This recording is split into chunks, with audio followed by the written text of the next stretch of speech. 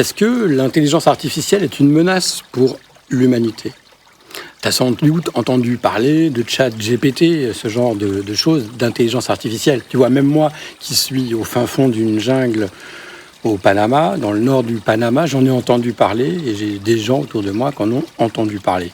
Donc il y a clairement quelque chose qui se passe aujourd'hui. Donc les intelligences artificielles, c'est pas nouveau, ça existe déjà depuis un moment, mais là il y a un bond quantique qui a eu lieu, on va dire depuis octobre 2022. Il y a vraiment une explosion, une montée en puissance et donc je voudrais vraiment faire le distinguo entre c'est quoi un être humain et c'est quoi une intelligence artificielle. C'est quoi d'abord l'intelligence ? Quand on pense à l'intelligence, on va penser au test de QI.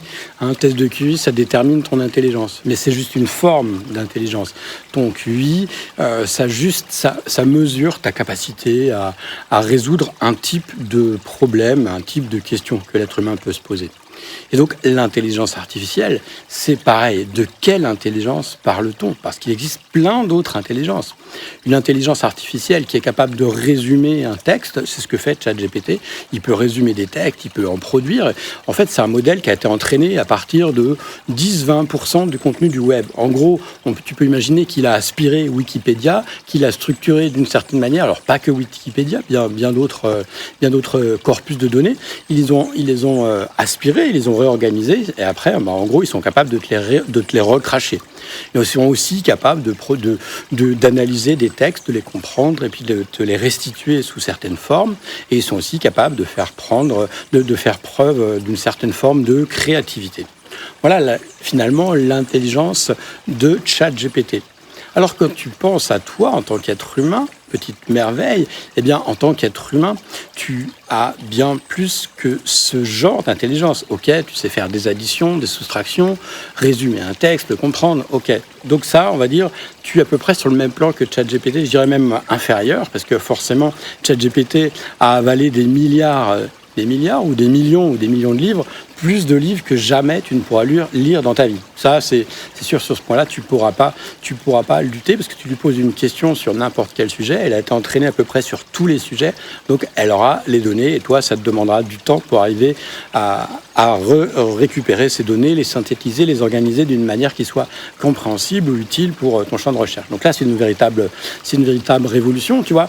Je discutais avec une légiste hier, donc qui travaille avec les lois et donc elle s'appuie souvent sur des jurisprudences. Et les jurisprudences, c'est un inextricable ramassis de textes qui sont empilés les uns sur les autres, qui se renvoient les uns aux autres, et c'est très compliqué pour un être humain de faire une synthèse de ça. Eh bien, l'intelligence artificielle, pour ce genre de choses, elle est parfaite. Elle va pouvoir analyser les cas, etc., te donner les données, te faire des suggestions, et puis après, à toi de t'en servir.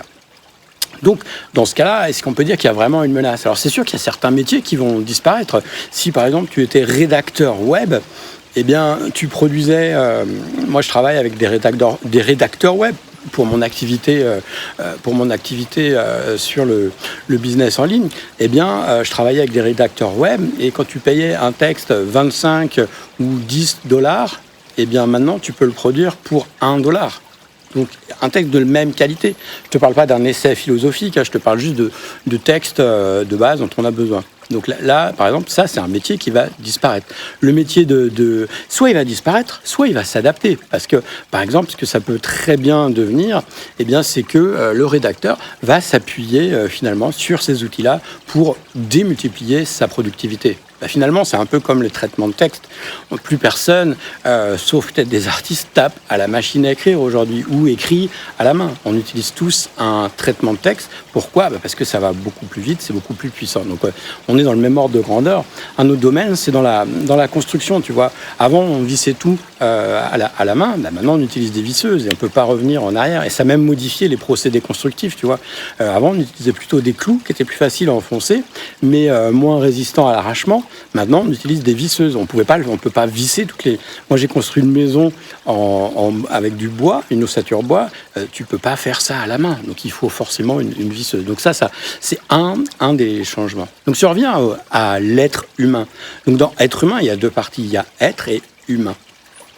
Humain, finalement, c'est notre corps. On a notre corps, notre enveloppe, Et puis, à l'intérieur de ce corps, on a tout un tas de mécanismes biologiques automatiques qui nous maintiennent en vie, comme la respiration, comme la digestion, comme la régulation de la pression sanguine, etc., etc. Donc ça, c'est ça l'humain. On a aussi nos cerveaux, on a des facultés de raisonnement, on ressent des émotions. Et puis, il y a une frontière avec ce que c'est que l'être. On a une dimension supérieure. On a une relation, un peu mystérieuse avec l'univers, avec ce qu'on appelle Dieu ou la nature, avec ce qui est plus grand que nous. On a quelque chose, quand on médite, par exemple, on accède à des champs de conscience, on accède à des informations qui ne sont pas accessibles de manière logique. Ou quand on développe son intuition, par exemple, si tu préfères l'appeler comme ça, eh bien, on accède à une forme de savoir qui peut-être est dans le champ des annales akashiques ou dans les champs morphogénétiques. En tout cas, on a l'impression, et c'est pas que moi, plein d'autres personnes partagent ça, qu'on peut accéder à des informations qui sont pas de nature, logique. Et ça, l'intelligence artificielle, elle ne le percevra jamais. Elle ne pourra pas le percevoir. En tout cas, pas dans l'état des choses. Peut-être quand il y aura je ne sais pas si c'est lié juste à de la biologie ou si c'est notre supplément d'âme. Est-ce qu'on pourra un jour reproduire l'âme humaine ? J'en sais rien du tout. Mais en tout cas, aujourd'hui, c'est pas du tout le cas. Aujourd'hui, c'est des machines, c'est des calculs, c'est des algorithmes qui sont entraînés et qui fonctionnent un peu comme des réseaux de neurones. Mais ils ont rien de biologique. C'est juste des calculs. En fait, ils calculent des probabilités, ça va dans des réseaux, etc. Plein de calculs, des pondérations, etc. C'est des modèles qu'ils reproduisent. Mais nous, quand on accède à ce champ d'information, on est incapable de comprendre comment ça fonctionne. Et puis, d'ailleurs, est-ce que ça a un intérêt ? Autre caractéristique différente de l'être humain par rapport à une intelligence artificielle telle que ChatGPT, c'est l'énergie. Nous, on perçoit de l'énergie. On peut en donner. Il y a tout un tas de soigneurs, tu vois. Par exemple, moi, je fais du Reiki, donc je peux soulager des gens avec le Reiki, tu vois, ou quel que soit le Reiki ou le Quantum Touch ou d'autres processus corporels, et on se rend compte qu'effectivement, il se passe quelque chose. De toute façon, si c'était juste un truc d'illuminé, ça ferait longtemps que ça aurait été oublié, mais de tout temps, on a utilisé une certaine forme d'intelligence, qui n'est pas une intelligence intellectuelle, mais l'intelligence de la nature. Par exemple, notre connexion à l'univers, on est les seuls, les seuls êtres vivants. Non, c'est faux, parce que les animaux aussi ont certaines capacités à communiquer entre eux, etc. Mais là, je m'égare. Mais on voit bien qu'on a une autre forme d'intelligence. On peut capter l'énergie, on peut attirer de l'énergie. Peut-être tu as aussi entendu parler, par exemple, des synchronicités. Alors, soit tu es bassement matérialiste et tu crois que c'est que du hasard, soit tu t'y intéresses et tu te rends compte que tu arrives à les provoquer en mettant une certaine attention, en réalisant un certain nombre de processus, etc. Donc voilà, est-ce qu'il y a vraiment une menace ? Ben non, tu vois, c'est comme si tu me disais le marteau ou le feu va complètement bousiller l'être humain. Et j'imagine que quand dans les temps anciens, quand le feu a été domestiqué, eh bien, il y a eu des débats sans fin, est-ce que c'est bon, est-ce que c'est pas bon, etc. Mais à chaque fois qu'il y a un nouveau progrès, finalement, ça pousse tout un tas de questions. Donc moi, ce que je t'invite à faire, c'est déjà de t'informer, de voir ce qu'on peut faire avec. Est-ce que ça peut servir ton boulot ? Si par exemple tu es entrepreneur, eh bien tu peux t'en servir. Ça peut te permettre de démarrer un boulot ou d'être plus productif de mille manières. D'ailleurs, j'ai écrit, je te fais juste un petit placement en produit. J'ai écrit un bouquin sur ChatGPT qui donne 7 cas d'exemples. 7 cas possibles d'utilisation de l'intelligence artificielle si tu as ton entreprise. Voilà, ça, c'est juste un exemple de ce que tu peux en faire. Donc, je t'invite, moi, à t'intéresser à ça, à voir ce que c'est, tu vois. C'est un peu comme Internet. Internet, depuis fin des années 90, ça a révolutionné le monde. Tu vois, là, tu me vois grâce à Internet. Donc, au début, personne ne comprenait à quoi ça allait servir. Internet, on ne savait pas trop. Et aujourd'hui, c'est assez compliqué de vivre sans Internet. Ça fait partie de nos vies. Et je prends le pari que ce sera la même chose avec les intelligences artificielles. On a évoqué ChatGPT, qui est plutôt un assistant virtuel, un agent conversationnel de mode textuel, c'est-à-dire que tu lui parles, tu lui poses des questions, Et il te répond. Et la plupart du temps, c'est plutôt sensé. C'est pas, je te parle pas des... Tu sais, des fois, on voit des chatbots dans les entreprises, ou je sais pas, à EDF ou au gouvernement. Et, bon, là, tu vois bien que c'est bidon. Alors que là le chat, le bot de ChatGPT, il est réellement, pertinent dans la plupart des cas.